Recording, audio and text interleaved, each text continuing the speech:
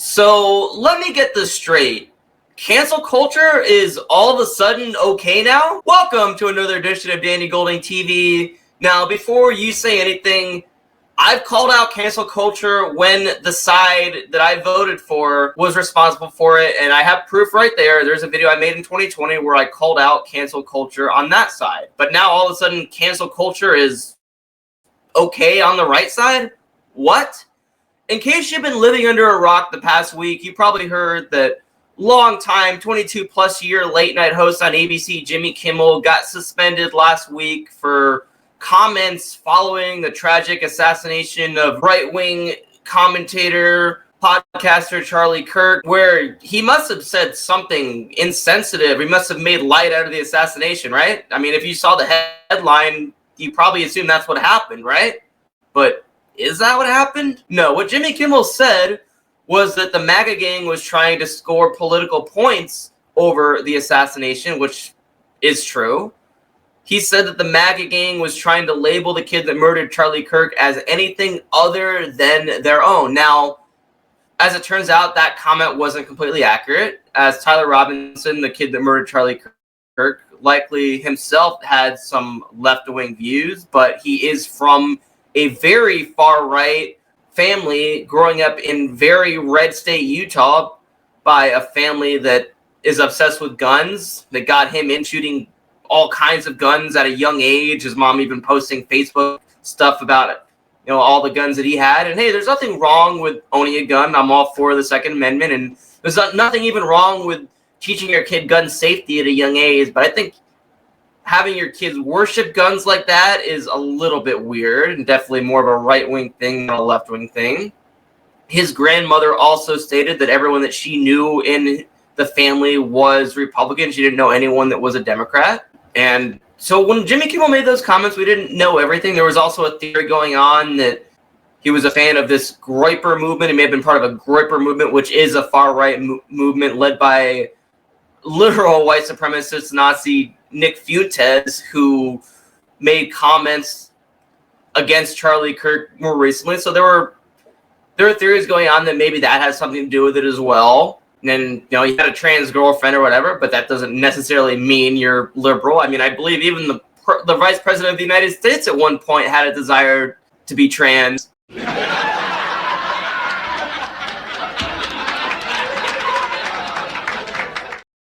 But as it turns out, yes, that one statement by Jimmy Kimmel wasn't accurate. He was not on the right.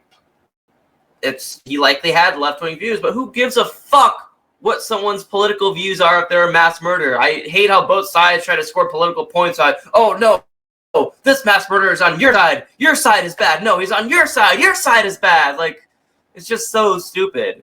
And Jimmy Kimmel also made a joke about how Trump reacted to it, which I don't get how he possibly could have, because, I mean, this is what Trump said when he asked how he was holding up about it, right? I think I'm holding up okay.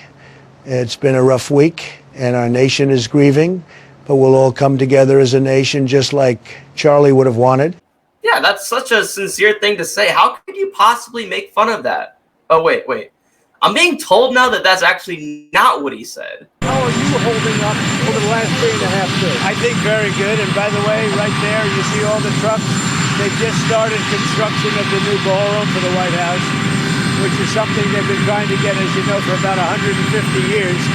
And it's going to be a beauty. It'll be an absolutely magnificent structure.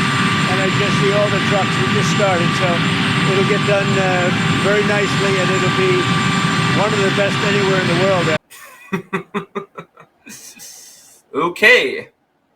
Now, Jimmy Kimmel, I love late night TV. He wasn't my favorite choice. I'm more of a fan of Stephen Colbert, who I think is a comedic genius, who unfortunately his show is going to be canceled after May.